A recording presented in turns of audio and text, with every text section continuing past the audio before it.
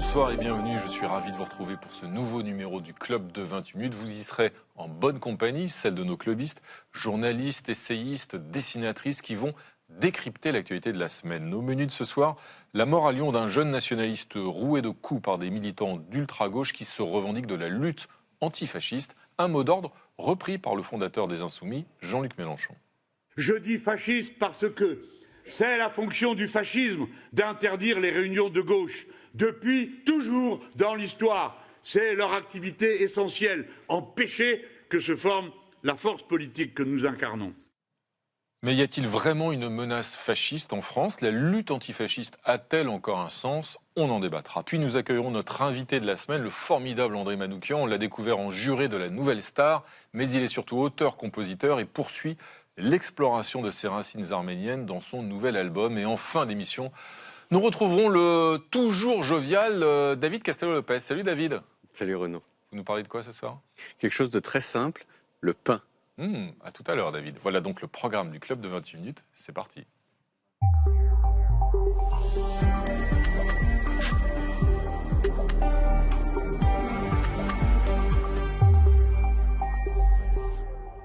Bonsoir Marjorie Adelson. Bonsoir Renaud. Plaisir de vous retrouver. Vous m'avez manqué. Oh là là. Ouais, vous aussi vous m'avez manqué. Franchement, je suis tellement. Et vous avez manqué aussi à Frédéric. Ah oui. Bienvenue. Bonsoir Frédéric Saïs. Merci. Bienvenue à tous les deux les amis. Et voici nos clubistes de ce soir. Bonsoir Pierre Jacquemin. Bonsoir Renaud. Ravi de vous retrouver. Bienvenue à vous Pierre. Je rappelle que vous êtes directeur de la rédaction de l'hebdomadaire Politis, dont la une apparaît à l'écran. À vos côtés, Natacha Polony. Bonsoir Natacha. Bonsoir. Bienvenue, essayiste, directrice de la revue L'Audace, dont la une du numéro à paraître le 2 mars apparaît à son tour à l'écran. C'est bien organisé, hein. C'est très bien. Bienvenue à vous. Et Antoine Bueno, bien sûr. Bonsoir Antoine. Bonsoir Bienvenue, Renaud. essayiste et conseiller technique développement durable et prospective au Sénat. C'est ça. Bienvenue à tous les trois et au pupitre, c'est Coco. Bonsoir Renaud. Comment ça va Coco? Bien, super. Super, ravi de vous retrouver, bien sûr, dessinatrice à Charlie et Libération. Et je rappelle que votre BD à succès, Dessiner encore, est adapté au théâtre Le Pic à Paris en ce moment même. Bienvenue à tous. Tout de suite, on va commencer par la première actualité de la semaine. Frédéric, cette première actualité, eh bien, c'est la première réunion d'un nouveau cénacle fondé par le président américain, le Conseil de la paix. Oui, alors au début, il s'agissait simplement d'une institution pour reconstruire Gaza, mais au fil des semaines, Donald Trump a considérablement élargi la mission de ce Conseil de la paix. Il vise maintenant à résoudre les conflits partout dans le monde, une mission qui rappelle celle de l'ONU, les Nations Unies. Voilà pourquoi la France a refusé de participer à ce Conseil de la paix pour ne pas saper la légitimité des Nations Unies. Mais d'autres pays européens ont immédiatement adhéré à cette initiative du président Trump, comme la Hongrie. Le Premier ministre Viktor Orban était présent hier à Washington. We in Europe understand clearly that the security situation in Middle East, and especially in Gaza, has a significant impact on the security of Europe. We are sure that President Trump's initiative to establish the Board of Peace is such a step to the right direction. Voilà, vous avez reconnu à la gauche de votre écran Javier Milei, le président argentin. Alors ce Conseil de la paix, y adhérer ou pas, c'est la question. Certains pays ont choisi l'entre-deux. L'Italie a envoyé un émissaire, oui, mais en observateur. Attention, manière de ne pas trop se mouiller. En tout, il y avait 47 pays représentés à Washington sur près de 200 pays du monde. Pierre Jacquemin, boycotter ce Conseil de la paix, c'est une bonne idée ou bien c'est le risque de se placer hors jeu ? D'abord, c'est difficile d'appeler ça un conseil de la paix, surtout quand on entend les premières intentions de Donald Trump qui présente ça plutôt comme une banque, puisque c'est à coup de milliards d'abord qu'on rentre dans ce conseil de la paix. Et puis, savoir s'il faut y rentrer ou pas y rentrer, c'est pour savoir d'abord quels sont les objectifs. Et les objectifs, ils sont clairs, ils sont là aussi affichés par Donald Trump, et je pense notamment à Gaza, où il a dit qu'il imaginait que grâce à ce conseil de la paix, grâce aux milliards qui allaient rentrer dans ce conseil de la paix, il allait construire un nouveau Dubaï, il veut des tours, il veut des buildings, il veut des hôtels de luxe, enfin, c'est un Gaza sans les Gazaouis. Et je trouve que c'est quelque chose d'assez consternant que de penser la paix justement sur la base d'un peuple que l'on efface à petit. J'ai entendu l'ancien Premier ministre de l'Angleterre, Tony Blair, expliquer que c'était plutôt positif et que voilà, mais il dit aussi que c'est les Gazaouis qu'il faut s'occuper aujourd'hui. Et c'est pas ça que propose ce Conseil de la paix, et encore moins d'ailleurs la critique qui devrait être faite par ce Conseil de la paix, appelé comme ça, sur la continuité de la colonisation de l'ensemble de la Palestine. Donc ça, je trouve que y être en tant qu'observateur, pourquoi pas, mais encore faut-il que l'Union européenne se mette d'accord. Et là aussi, on voit que l'Europe n'est pas capable de parler d'une seule voix. Et la seule représentante de l'Union européenne qui était présente n'a aucun mandat pour y être aujourd'hui. Natacha Polony, est-ce qu'il faut y être ou est-ce qu'il faut faire la politique de la chaise vide avec ce Conseil de la paix au risque de laisser la place à d'autres? La politique de la chaise vide, ça se mène dans des instances qui ont une légitimité. C'est ce que De Gaulle avait fait dans l'Union européenne, dans la communauté européenne, et il avait raison. Là, c'est autre chose. C'est tout simplement refuser un diktat. Premier point, Tony Blair, on rappellera quand même sa responsabilité en Irak en 2003, puisqu'il a suivi les Américains, George Bush. Pas de diktat, là vous visez Donald Trump. C'est Donald Trump qui crée cette instance. Deuxième point, donc sur Gaza, peut-on parler de Gaza sans parler de la Cisjordanie et sans parler de la politique que mène Netanyahou? Non, donc ce Conseil est nul et non avenu. Et troisième point, en effet, la Commission européenne se permet d'envoyer la commissaire à la Méditerranée qui n'a rigoureusement aucun mandat. Et c'est un problème absolument... Ce qu'a déploré d'ailleurs le ministre des Affaires étrangères français. Et il a eu bien raison. C'est un problème gigantesque que personne ne veut traiter. Depuis plusieurs années déjà, la Commission européenne outrepasse ses compétences au détriment des États. Or, si on continue à jouer à ça, alors même que Ursula von der Leyen a montré à quel point elle s'aplatissait devant Donald Trump, on va avoir un problème. Il vaudrait mieux assumer le fait que nous avons en Europe des intérêts divergents, qui sont les intérêts des États. La Grèce et Chypre avaient envoyé un observateur. On peut les comprendre, à la limite, ils sont plus proches de la zone. Et voilà, l'Italie a joué sa propre partition. Ça mérite qu'on mette tout sur la table entre Européens. Et justement, en parlant d'intérêts divergents, Antoine Bueno, si l'Europe n'arrive pas à avoir une position commune claire sur ce Conseil de la paix, est-ce qu'on peut supposer que du coup elle va être encore plus fragilisée, fragmentée ? À chaque fois que l'Europe est divisée, surtout sur un sujet aussi important, évidemment, elle se fragilise. Moi, j'espère toujours qu'à chaque fois qu'on a une bouffonnerie de plus de la part de Trump, qu'il n'y ait rien d'autre qu'un guignol, un troll et un bouffon. C'est juste une bouffonnerie, ça ne faut pas le prendre au sérieux. C'est une énorme bouffonnerie. Ça n'a strictement aucun sens et malheureusement, c'est extrêmement triste et je rejoins ce qui a été dit. Il y a quand même une certaine influence, le président des États-Unis. Alors là, en l'occurrence, on est complètement hors sol.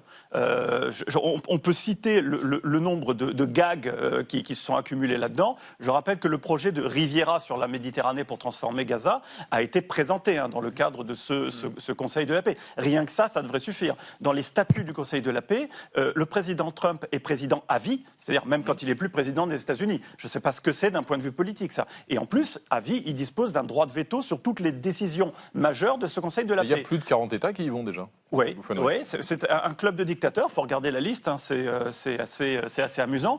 Et Trump, lors de l'ouverture de la première réunion, a dit que ce machin-là allait superviser l'ONU, alors qu'il y a une résolution de l'ONU qui salue la constitution de ce truc, en précisant bien que ça n'a strictement rien à voir avec l'ONU. C'est-à-dire que ce Conseil de la paix n'est pas responsable devant l'Assemblée générale. Visiblement, vous n'y croyez pas beaucoup. Non, ça n'a aucun sens. Coco non plus. Conseil de la paix, un avertissement à l'entrée du Conseil de la paix. Prière de ne pas nourrir ce mégalo, ça l'encourage. 1 milliard l'entrée. Et Conseil de la paix et l'UE, on en a vu un bout tout à l'heure. Chercher l'intrus, et c'est Viktor Orban, qui... Merci Coco. Frédéric, c'est l'heure de votre duel de la semaine qui est digne cette semaine d'un western puisque ce duel est cinématographique. Il oppose un grand réalisateur à un grand acteur. Oui, Renaud à ma gauche, Wim Wenders, 80 ans, réalisateur Palme d'Or pour Paris, Texas. À ma droite, l'acteur Javier Bardem, 56 ans. Vous l'avez peut-être vu par exemple dans No Country for Old Men ou bien dans Skyfall. Alors le débat qui oppose les deux hommes est en fait assez simple. Les artistes doivent-ils s'engager politiquement? Doivent-ils profiter de la tribune qui leur est offerte pour défendre des causes? Non, ce n'est pas leur rôle, tranche Wim Wenders. Il est cette année le président du jury de la Berlinale, le festival du film de Berlin. La cérémonie de clôture a lieu ce dimanche. We have to stay out of politics because if we made movies that are dedicatedly political, we enter the field of politics, but we are the counterweight to politics. We are the opposite of politics. We have to do the work of people and not the work of politicians. Voilà, pas de politique pour les artistes. Wim Wenders était ici interrogé sur la position du festival à propos de Gaza. Cette réponse a ulcéré une partie du monde du cinéma. Plus de 100 professionnels qui participent ou qui ont participé à la Berlinale ont signé une lettre ouverte pour protester. Alors parmi les signataires, Javier Bardem, donc le réalisateur Ken Loach ou la comédienne française Adèle Haenel. Je vous lis un extrait de cette lettre ouverte. Nous sommes en total désaccord avec la déclaration de Wim Wenders selon laquelle le cinéma est à l'opposé de la politique. On ne peut pas séparer l'un et l'autre, écrivent-ils. Et puis le festival a déjà clairement pris position par le passé contre les atrocités commises contre les populations en Iran et en Ukraine. Nous appelons donc la Berlinale à remplir son devoir moral et à affirmer clairement son opposition au génocide. Fin de citation. Les signataires dénoncent aussi une censure. Selon eux, certains artistes avaient été empêchés de s'exprimer sur Gaza lors de la précédente édition du festival, accusation démentie par la directrice de cette Berlinale. Alors dans ce duel, la nationalité des protagonistes n'est pas un détail. Wim Wenders est allemand, l'Allemagne qui fait partie des soutiens les plus fermes à Israël en Europe. À l'inverse, Javier Bardem est espagnol. L'Espagne, le pays européen le plus impliqué dans la défense des Palestiniens. À l'automne dernier, Javier Bardem était même arrivé à la cérémonie des Emmy Awards à Los Angeles, que vous le voyez avec un kéfier palestinien autour du cou, le poing serré. Natacha Polony, de quel côté penchez-vous, si j'ose dire? Est-ce que les manifestations culturelles sont le lieu de tribunes politiques? Alors je pense que l'art peut exprimer une vision politique, et même le fait très souvent, et a raison de le faire, quand c'est à travers des œuvres. Et encore, ça dépend. C'est-à-dire, quand c'est Charlie Chaplin qui fait Le Dictateur, c'est éminemment politique, et c'est sublime, justement, parce que c'est malgré tout une œuvre. Quand c'est Paul Éluard qui écrit les odes à Staline, allez savoir pourquoi, c'est pas ce qu'il a écrit de mieux, Paul Éluard. Donc, quand l'art se veut purement et uniquement engagé et qu'il se transforme en discours didactique, ça n'a aucun intérêt. En revanche, quand il utilise les émotions pour transmettre une vision du monde, là, il est efficace. Là, on parle d'autre chose, on parle d'une tribune où des gens vont s'exprimer parce qu'ils ont la chance de pouvoir, justement, avoir accès à la parole publique. Est-ce que ça a grand intérêt ? J'ai un doute. Encore une fois, je pense que les artistes ont un rôle immense qui est de transformer les émotions, la matière que sont pour les cinéastes la pellicule, pour les peintres la peinture et pour les écrivains les mots, de les transformer en une vision qui, parce qu'elle va nous toucher et être belle, va nous raconter quelque chose. Donc je préfère que des œuvres nous racontent ce qui est en train de se passer en Cisjordanie, à Gaza, et il y a moyen de le faire, et raconter comment on détruit, comment on coupe des oliviers, comment on tue des gens. Voilà, ça peut se raconter dans une œuvre magnifique. Pierre Jacquemin, chers artistes, mettez la politique dans vos œuvres, dit Natacha Polony, et pas dans vos tribunes. Vous êtes d'accord ? Bah non, je suis pas d'accord, parce que quand vous disiez ça, je pensais à Truffaut, par exemple. Il n'a fait aucun film sur la guerre d'Algérie, ça l'a pas empêché, lui, de prendre position et de signer le manifeste des 121. Je pense qu'il n'y a pas d'injonction à faire aux artistes à prendre parti ou à pas prendre parti. C'est ça qui est décevant dans la position de Wim Wenders, que j'aime beaucoup, en plus, comme réalisateur. Je trouve ça décevant parce que c'est la liberté de chacun des artistes. Ceux qui s'y opposent lui font injonction de prendre parti. Oui, mais c'est pour ça que je suis pas... Moi, en tant que... je représente un journal, j'ai envie d'aller chercher la parole des artistes, je leur impose pas de prendre la parole, mais c'est vrai que sur des sujets de société, c'est pas illogique de solliciter la parole d'un écrivain, la parole d'un réalisateur qui a une vision du monde qui est différente de n'importe quel autre citoyen, mais ça reste un citoyen à part entière, un artiste. Donc du coup, c'est pas étonnant que dans des tribunes qui sont des très grandes tribunes culturelles, des artistes prennent position. Ça a été le cas sur l'Iran. Enfin, dans la Berlinale, il y a eu par le passé des engagements pris en faveur du peuple iranien, en faveur du peuple ukrainien. Là, on pose la question sur les Gazaouis. Ça pose toujours question sur la raison pour laquelle, sur Gaza, on devrait se poser la question de savoir si on fait de la politique ou pas quand on prend position en faveur du peuple gazaoui. 2 dessins de Coco. Et oui, le premier sur Wim Wenders, qui ne veut pas se mouiller, visiblement. Paris, Texas, oui. Berlin, Gaza, non. Et un deuxième dessin, Coco. Et le deuxième, cinéma politique inconciliable. Et pourtant, il y a un tapis rouge tous les jours à Gaza. Merci Coco. C'est maintenant l'heure de la une internationale. C'était hier à la une du quotidien britannique The Guardian. À la barre, Zuckerberg témoigne lors d'un procès historique. Le PDG de Meta a été entendu au tribunal de Los Angeles dans le cadre d'un procès intenté à Meta et Google par une jeune Californienne de 20 ans, accro aux réseaux sociaux dès l'âge de 11 ans. Elle fait de cette addiction la cause de sa dépression et de ses pensées suicidaires. Au tribunal, Mark Zuckerberg a reconnu avoir tardé à contrôler les utilisateurs de moins de 13 ans, tout en renvoyant la responsabilité sur les fabricants de smartphones. Est-ce que ce procès, Antoine Bueno, et puis ceux à venir, parce qu'il devrait y en avoir d'autres, peuvent marquer un tournant dans la responsabilisation des plateformes ou non ? Alors, ils peuvent accompagner un tournant qui est déjà pris. L'Australie a été le premier pays au monde à interdire les réseaux sociaux aux moins de 16 ans. Et ça a ouvert une brèche à telle enseigne que la France est en train de le faire, non pas avec une, mais avec 2 lois. C'est-à-dire qu'au Sénat et à l'Assemblée nationale, je suis bien placé pour le savoir, il y a 2 textes d'interdiction des réseaux sociaux aux moins de 13 et 16 ans qui sont en cours d'examen et qui vont aboutir. Et d'autres pays européens sont en train d'étudier la chose. Il y en a 4, à mon sens. Moi, je vous prédis, sans boule de cristal, qu'il va y avoir un vrai changement dans les mois et années qui viennent. Et peut-être qu'une majorité, voire une très grosse partie des pays du monde vont en arriver à ces solutions. C'est-à-dire qu'il y a une maturation de l'usage de l'outil. Natacha Polony, dans ce procès, les avocats de la plaignante, qui attaquent donc les réseaux sociaux, font le parallèle avec l'industrie du tabac dans les années 90. Il y avait aussi des grands procès en disant « Vous êtes au courant de la nocivité de votre produit, de l'addiction que vous créez, et pourtant vous ne faites rien ». Ce parallèle vous semble justifié ? Oui. Il me semble justifié. Pour ce qui est des mineurs, en effet, ça relève de la protection de l'enfance. On sait très bien que les algorithmes sont pensés, et d'ailleurs ça a été dit par des lanceurs d'alerte qui étaient internes à la boîte et qui racontaient comment ça se passait. Mark Zuckerberg savait très bien. Et quand il a essayé de pousser un Instagram pour les moins de 13 ans, on était exactement dans un cynisme total. Donc on sait très bien que ces algorithmes manipulent, donc on ne peut pas parler de liberté. Et de toute façon, pour des mineurs, il n'y a pas de question de liberté. En revanche, ce qui serait dangereux, ce serait d'utiliser ce débat parfaitement légitime pour essayer de contrôler davantage les contenus pour les adultes, où là, la question est beaucoup plus compliquée à poser, justement parce que ça s'adresse à des gens qui sont majeurs. Mais simplement, et le problème qu'on va avoir sur les mineurs, c'est le fait de savoir comment on contrôle l'âge sans pour autant mettre en œuvre une surveillance totale. Mais Mark Zuckerberg est d'un cynisme absolu. 2 dessins de Coco. 2 dessins de Coco. Dans ce procès des addictions aux réseaux sociaux, les dealers à la barre, tout simplement. Et Zuckerberg, sensible à la détresse des jeunes, je like.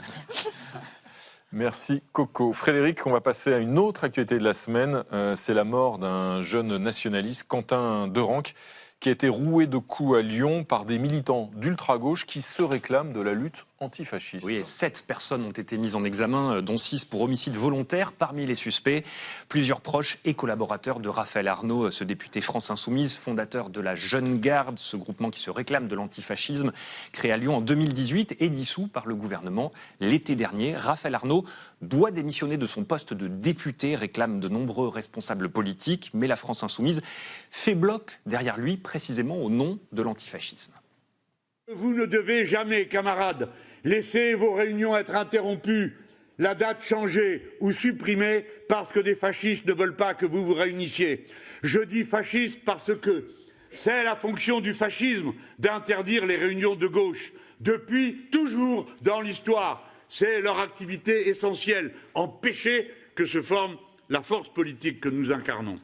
Et dans les meetings LFI, ces slogans repris en chœur, « Nous sommes tous antifascistes », slogan créé il y a un siècle pour combattre Benito Mussolini, ce qui laisse entendre que la France fait face à un péril fasciste. Pierre Jacquemin, on en est là aujourd'hui ?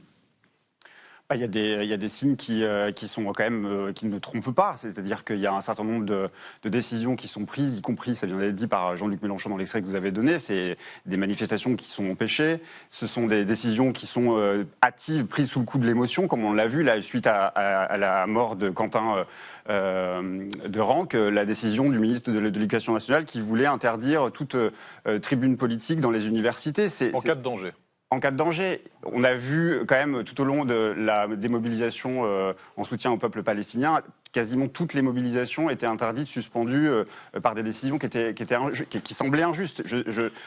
Il faut relire Michael Fossel. Honnêtement, je l'ai relu. Ça, c'est du fascisme aujourd'hui. Je dis pas qu'on est dans. Je pense sérieusement qu'on est dans une période pré-fasciste et ça peut très vite basculer. On voit comment ça a très vite basculé aux États-Unis. Et je trouve qu'aujourd'hui, je citais Michael Fossel et j'ai relu son livre récemment qui s'appelle Récidive 1938 parce que la presse dans la période pré-fasciste, c'était très intéressant d'analyser comment la presse se comportait. Elle se comportait comporter comme aujourd'hui elle le fait. C'est-à-dire qu'aujourd'hui, les antifascistes sont les fascistes, les écologistes seraient des écoterroristes, les féministes sont des féminazis, comme on les appelle.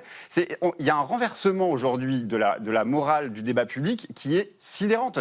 Aujourd'hui, on rend responsable des gens qui dénoncent ce que nous-mêmes, nous devrions considérer comme étant l'horreur absolue. Donc aujourd'hui, à mettre un trait d'égalité entre l'extrême droite et l'extrême gauche, comme on en fait à peu près partout dans les médias, ça n'est pas possible. C'est pas de la faute justement de cet événement-là. Il y a de l'antifascisme. S'il y a des mobilisations antifascistes et s'il y a des groupuscules antifascistes qui se sont constitués, c'est précisément parce qu'il y a du fascisme. Lyncher quelqu'un, c'est pas antifasciste. Non, lyncher quelqu'un, en l'occurrence, c'est pas du c'est antifasciste ou c'est fasciste? Quand on prend les méthodes des fascistes, ça s'appelle pas de l'antifascisme. Ça, c'est une certitude. Donc ce qui s'est passé à Lyon, et juste le contexte quand même, Lyon, c'est un lieu, c'est un terreau quand même des mobilisations de l'extrême droite qu'on a laissé proliférer.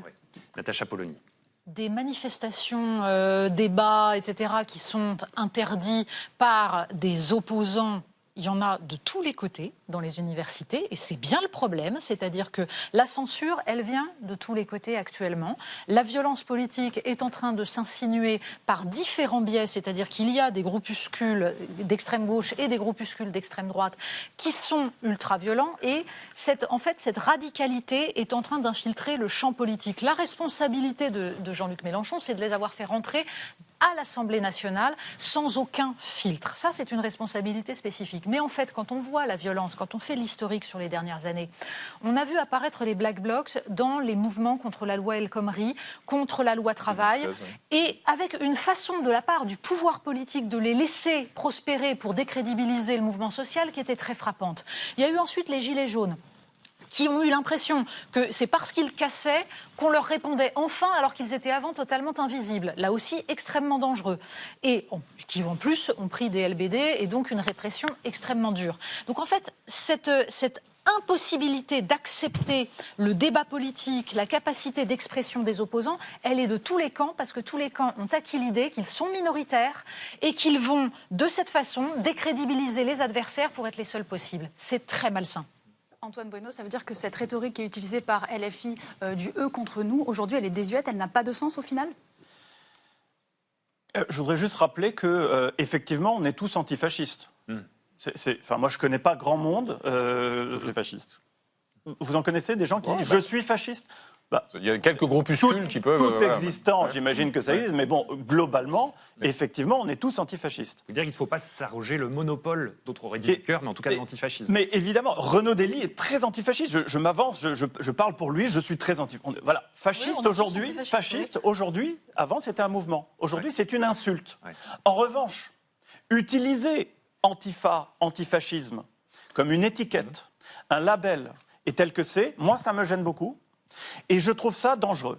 Je trouve ça dangereux d'un point de vue mémoriel, parce que certains le font, on traite par exemple Macron de fasciste. Les vraies victimes du fascisme de l'époque de Mussolini peuvent se retourner dans leur tombe.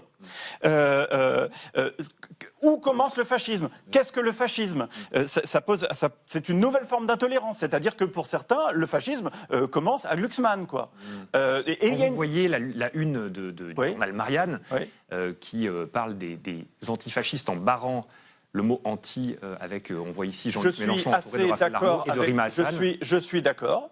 Je suis d'accord parce qu'à partir du moment où on a un label qui permet de jeter l'anathème sur tous ceux, quels qu'ils soient, qui ne pensent pas comme vous, c'est aussi fasciste. Effectivement, c'est un retournement dialectique, mais cet antifascisme devient fasciste. Et il y a la petite musique, ça je ne supporte pas, disant qu'en fait, nous sommes déjà dans un monde fasciste. Qu'en fait, l'État est fasciste, la police est fasciste, les médias sont fascistes, etc. Ça banalise le terme de fascisme. Exactement. Et puis ça fait perdre, tout son sens.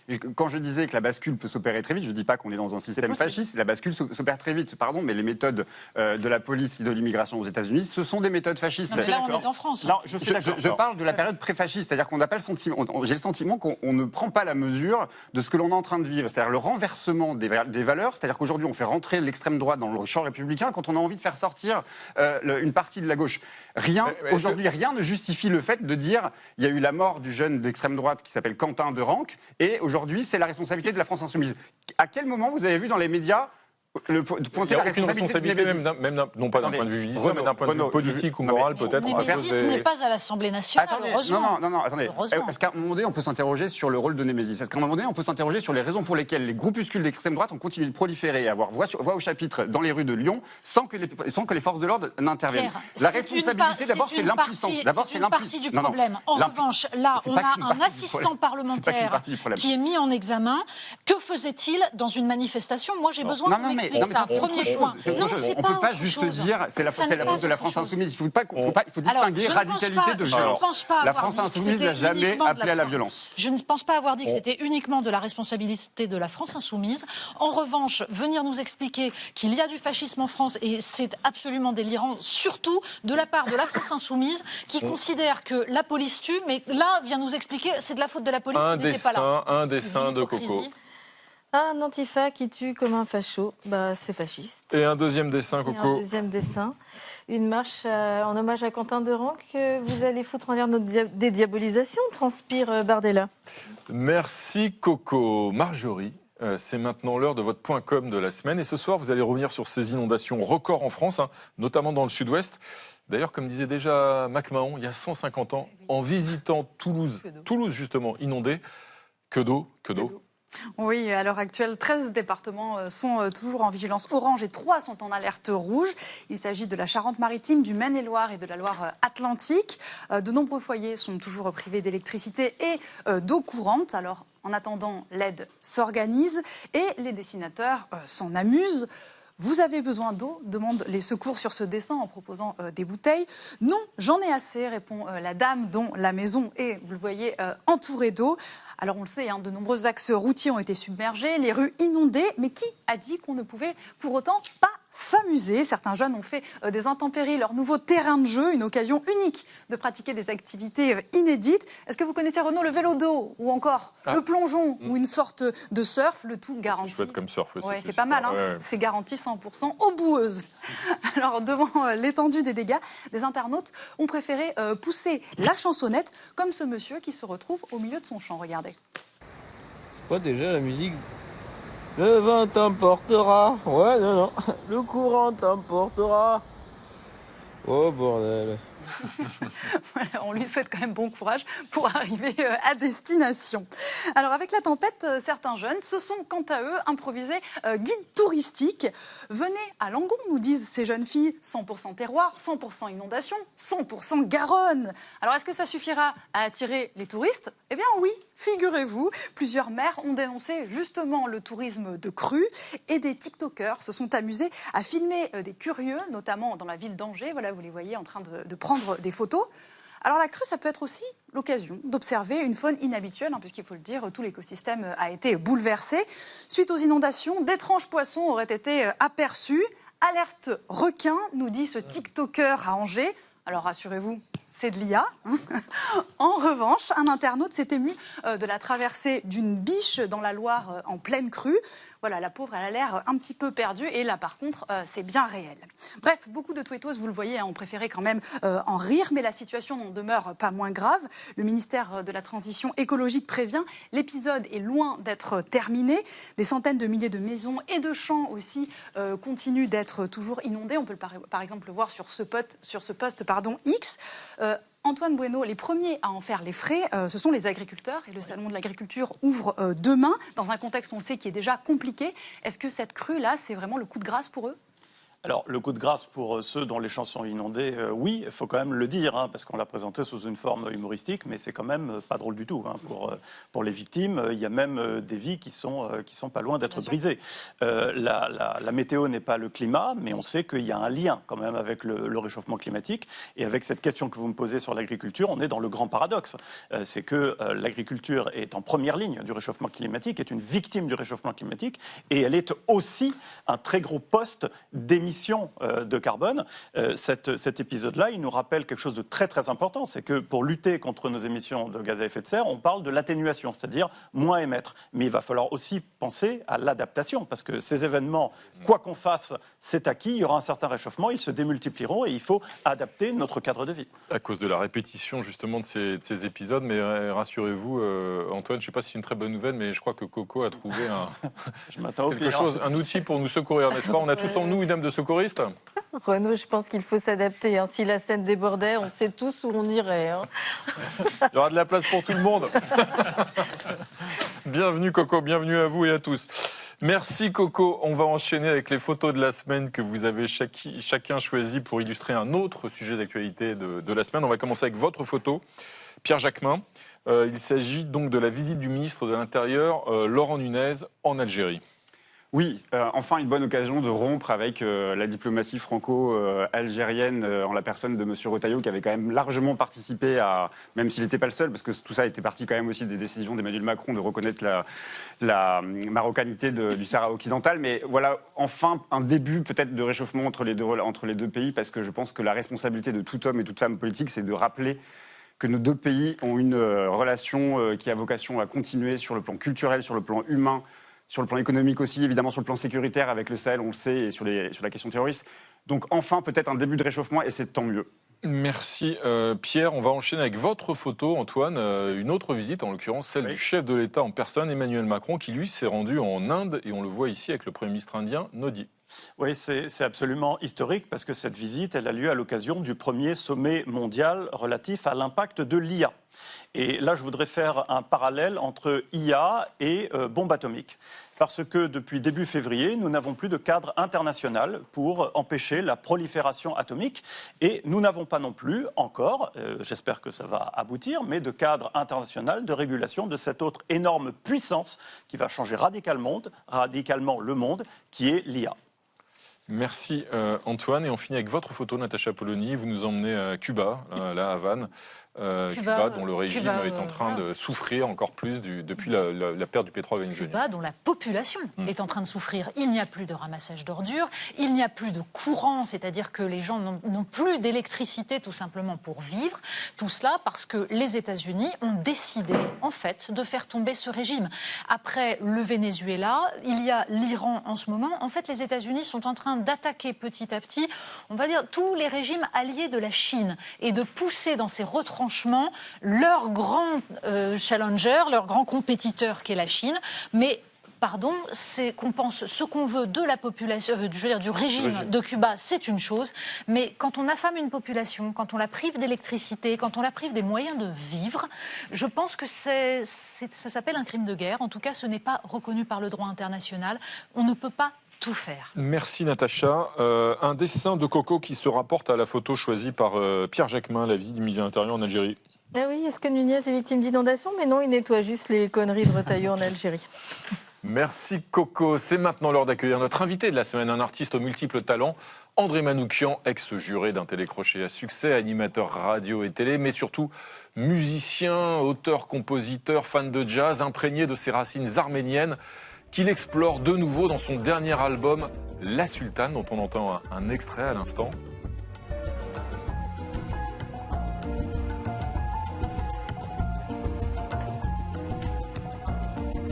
Alors André Manoukian, on l'entend, cet extrait de La Sultane, ces images d'Istanbul. Comment est-ce que vous définiriez cette musique, tout simplement? C'est quoi? C'est la musique orientale, du jazz, de la musique classique, un peu tout ça remis à votre sauce, si j'ose dire? Exactement, c'est tout ça mélangé. J'ai commencé le piano classique à l'âge de 6 ans. À 14 ans, je me suis mis au jazz. À 21 ans, j'ai découvert la figure de la chanteuse. Et j'ai trouvé que c'était le plus bel instrument du monde. Et j'ai beaucoup composé pour des chanteuses. Et puis après, je me suis dégagé de l'emprise des chanteuses grâce à la musique de mes grands-parents arméniens. Regardez-les comme ils sont beaux. Et grâce à l'IA, vous voyez, voilà. Et quand j'ai découvert cette musique, c'était pour faire un documentaire sur l'Arménie. Je ne connaissais pas du tout cette musique. Papa écoutait Beethoven, maman écoutait Sheila. Et quand j'ai écouté cette musique, je me suis dit, mais c'est génial, j'ai découvert des nouvelles couleurs, des nouveaux rythmes, et je me suis dit, pour une fois que mes ancêtres m'amènent autre chose que des névroses, bah, je vais en profiter. Parce que la musique arménienne a ceci de particulier qu'elle est entre l'Orient et l'Occident, vraiment. Et d'ailleurs, c'est la tragédie de ce petit pays coincé entre ces deux mondes. Donc c'est des mélodies qui sont un peu comme Satie, un peu comme Ravel, un peu comme l'école russe et tout, et c'est génial au niveau de l'inspiration, quoi. Frédéric. Vous parliez de l'histoire tragique, évidemment, on pense au génocide arménien. On voyait dans votre clip le Bosphore, si je ne m'abuse. Ouais. La Turquie, je crois qu'il y a une volonté, avec cette musique d'apaisement. Charles Aznavour, vous avez mis un peu sur cette voie, le regretté Charles Aznavour. Exactement, j'ai eu la chance de travailler avec Aznavour, c'est un projet qui s'appelait Jazznavour. On était tous les deux, il me dit, il faut qu'on se parle maintenant, ça suffit, il faut leur parler. Il faut leur parler, ça veut dire aux Turcs. Et moi, je le regarde comme ça, et Charles Aznavour, pour nous, c'était plus fort que le pape. Vous voyez ce que je veux dire? C'est le représentant des Arméniens dans le monde entier, et même de la culture française. Et le fait que ce soit lui qui me dit ça, et il me dit, il y a des Turcs de gauche qui sont très bien. Ça m'a fait rigoler, ça m'a fait penser à Nadine Morano et sa copine. Enfin bref. Et tout d'un coup, il y a quelque chose qui s'est ouvert dans ma tête. Là-dessus, je vais jouer à Istanbul en accompagnant une chanteuse de jazz que je produisais. Et je vous jure que quand j'ai donné mon passeport, je flippais, quoi. J'étais vraiment dans Midnight Express. Et puis tout d'un coup, je les regarde, je fais, mais ils ont l'air gentils, mais ils ont des enfants, ils ont l'air d'aimer leurs enfants. Et c'est là que je me suis dit, on est complètement fucked up. Et pour faire très court, moi je pense que nous, les Arméniens, on est punis 2 fois. 1, du génocide. 2, de ces origines ottomanes que nous avons et que nous ne pouvons même plus revendiquer, parce que parfois les gens ils me disent, vous allez dans votre pays, je dis, bah mon pays c'était la Turquie, enfin on est tous les Arméniens qui venaient de l'Empire ottoman, et le Caucase c'est un tout petit pays, quoi. Marjorie. Votre album s'appelle La Sultane, c'est le surnom que donnait votre maman à votre sœur. Est-ce que ça veut dire que cet album il a un petit goût d'enfance? Et bonne question, j'en bafouille. Quand vous faites un morceau, vous pensez à rien du tout. Et puis ensuite, vous dites, faut l'appeler. Et c'est une fois qu'il est là qu'on cherche ce qu'il évoque. Et je trouvais que dans celui-ci, il y avait quelque chose de plus orientaux que dans les autres. Et puis tout d'un coup, je me suis rappelé que ma mère se précipitait sur ma sœur quand elle était bébé en disant « ma sultane, ma sultane ». Et tout d'un coup, je me suis dit, mais en fait, c'est un mot turc que les mères arméniennes employaient pour signifier leur amour, quoi. Et je pense que c'est aussi pour ça que j'ai voulu l'appeler comme ça, parce qu'encore une fois, je pense qu'on va durer combien de temps enclavé au milieu d'ennemis, c'est pas possible. Alors André Manoukian, vous allez partir en tournée, et puis vous allez jouer à Paris le 28 mars dans une salle qui est la salle Pleyel, qui est une salle mythique, non, pour le pianiste que vous êtes. Qu'est-ce que ça représente de jouer à Pleyel quand on est pianiste? Eh ben justement, c'est notre ami qui m'a fait remarquer ça tout à l'heure. En fait, ça représente... Pleyel, c'était un compositeur contemporain de Mozart et qui a fabriqué des pianos.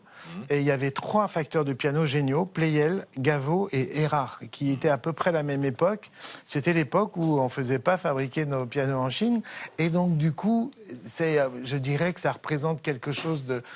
par rapport à la musique de cette époque-là, de très important pour moi. Et puis j'allais dire, c'est beaucoup plus fort que de jouer dans une autre salle de spectacle. Une question d'Antoine Bienot, je crois. Oui, il y a un gros travail de transmission aussi dans cet album, parce que la musique dont vous parliez, la musique arménienne, ici, si je ne m'abuse, on la connaît pas trop. On la connaît pas, et pourtant elle nous irrigue. C'est pas que la musique de mes ancêtres, c'est aussi l'ancêtre de toute la musique occidentale.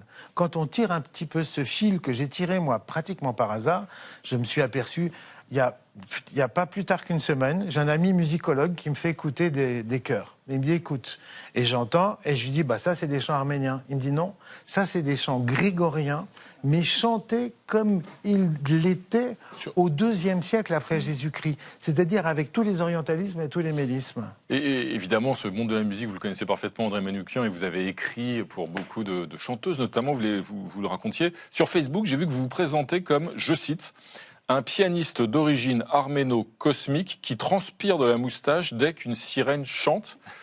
Alors, je ne vais pas vous interroger sur la moustache, mais quelles sont les sirènes qui vous inspirent en ce moment et qui font transpirer votre moustache, justement Ah bah, c'est toutes les filles de la nouvelle génération et sans arrêt, je suis en train de me ressourcer. Perso, j'adore Théodora, perso, j'adore... Récompensé aux victoires de musique, exactement, Okelou, et puis les sirènes aussi, c'est des garçons.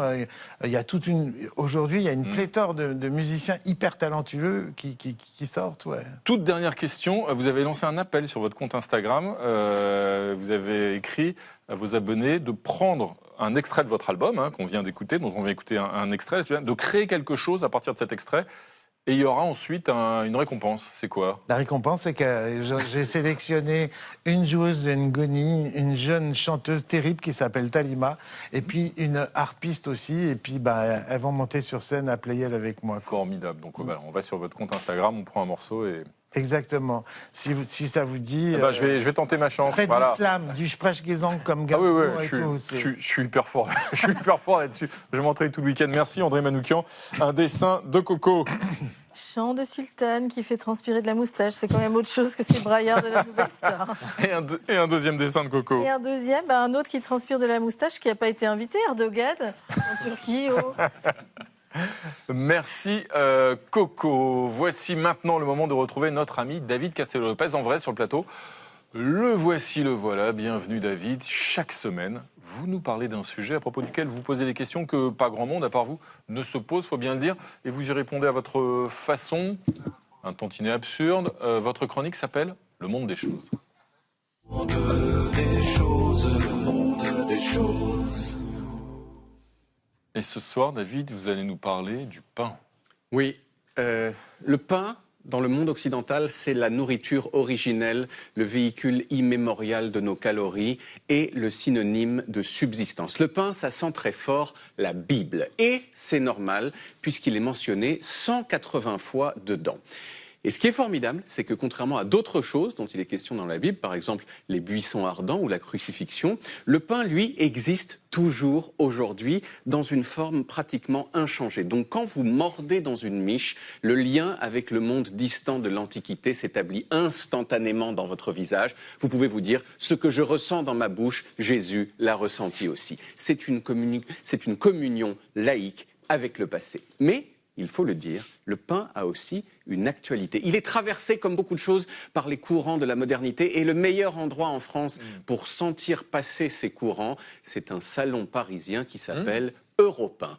Europain, je pense que le jeu de mots est intentionnel et je suis sûr que vous l'avez goûté, Renaud. Je l'ai. Ce salon, j'y suis allé pour la première fois en janvier 2020, quelques jours avant le premier confinement, et j'y suis retourné ce mois-ci. Alors Europain, cette année, a changé de nom. Maintenant, ça s'appelle le Syrah Bacon Snack, ce qui est quand même sacrément moins charmant.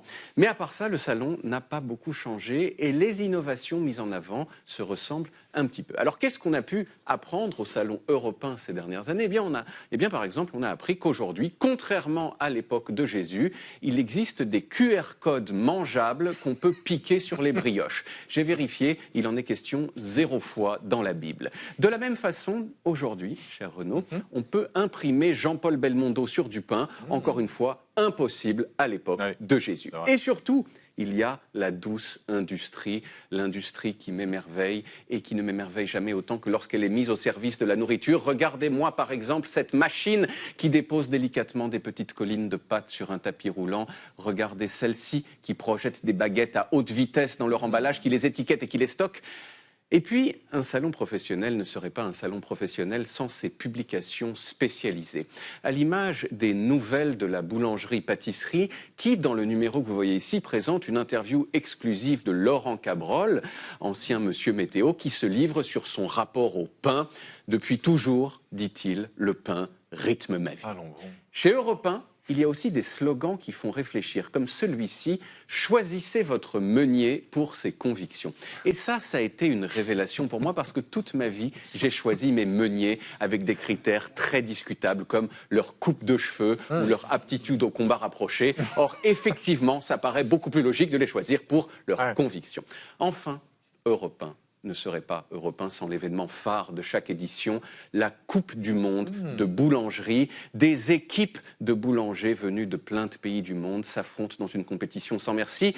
Ils doivent faire des croissants, des brioches, du pain complet et surtout surtout, ils doivent construire une sculpture de plus d'1 mètre de haut, entièrement en pain, le tout en un temps limité et devant des dizaines de supporters qui les encouragent en faisant du bruit, comme dans un match de foot. Et les résultats sont impressionnants. Vous avez ici, par exemple, la pièce présentée cette année par l'équipe du Danemark, qui représente un personnage de Lego en pain. Vous avez cet astronaute en pain réalisé par le Canada. Et surtout, vous avez ce dragon incroyable réalisé par l'équipe de Corée du Sud, qui a remporté cette année la Coupe du Monde du pain. Bref, vous le voyez, on a fait des progrès depuis Jésus. Et comme toujours, je vous ai ramené un petit quelque chose. Ça, c'est un kit pour faire votre propre baguette française à la maison. Ça s'appelle la French Baguette Do It Yourself. Je vous l'offre. Faire mon pain moi-même. Exactement. Vivement le prochain confinement. Merci. Merci, David. Je crois que votre éloge des miches a inspiré notre ami Coco. Quelle présentation. Pas de four, pas de pain. Voilà. J'ai bon. Voilà. Et un deuxième dessin, Coco. Et un deuxième, parce qu'on a beaucoup quand même parlé de Jésus. On vous invite une boulangerie, Castello-Lopez. Très bonne idée. Merci, Coco. Merci, David. Merci à tous, les amis. On se retrouve quand ? Demain, à la même heure, 20h05, et où ? Sur Arte, bien sûr, pour 28 minutes samedi et son club international. Comme toujours, on va se quitter en musique, avec un clin d'œil, évidemment, à votre chronique. David, vous nous avez emmené à l'instant à la boulangerie. On va y retourner avec Jodassin, le petit pain au chocolat. Tchuss. Tous les matins, il achetait son petit pain au chocolat. Aïe, aïe, aïe, aïe, aïe. La boulangère lui souriait, il ne la regardait pas. Aïe, aïe.